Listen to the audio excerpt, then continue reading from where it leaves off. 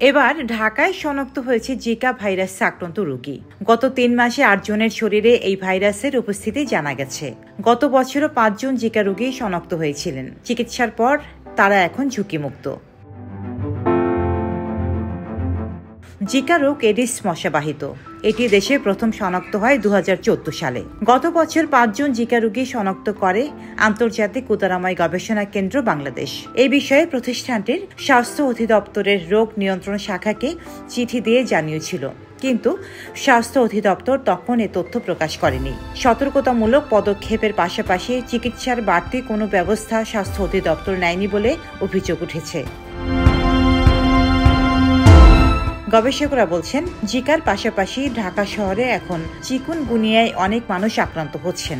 অর্থাৎ dengue, Zika ও chikungunya এই ৩ রোগে এখন ঢাকা শহরে মানুষ আক্রান্ত হচ্ছেন। রোগ ৩টি ছড়ায় এডিস মশার মাধ্যমে। গতকালও ঢাকা ও ঢাকার বাইরে প্রায় ১,০০০ মানুষ ডেঙ্গুতে আক্রান্ত হওয়ার তথ্য পাওয়া গেছে। মারা গেছেন ১০ জন। ঢাকা শহরের বাইরের ডেঙ্গুর তথ্য থাকলেও জিকা ও চিকুনগুনিয়ার পরিস্থিতি কি তা জানার কোনো ব্যবস্থা নেই। জিকার বিষয়ে আইইডিসিআর এর ওয়েবসাইটে বলা হয়েছে, ৮০% ক্ষেত্রে আক্রান্ত ব্যক্তির মধ্যে রোগের কোনো লক্ষণ দেখা যায় না। বাকি ২০% ক্ষেত্রে কিছু উপসর্গ দেখা দেয়।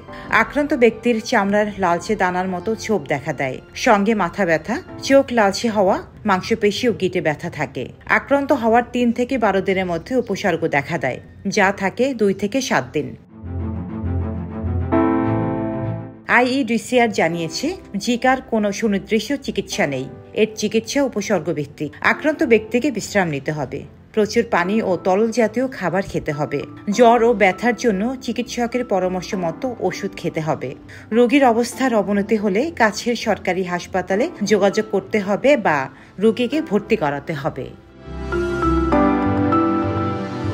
ডেস্ক রিপোর্ট, সাম্প্রতিক দেশকাল।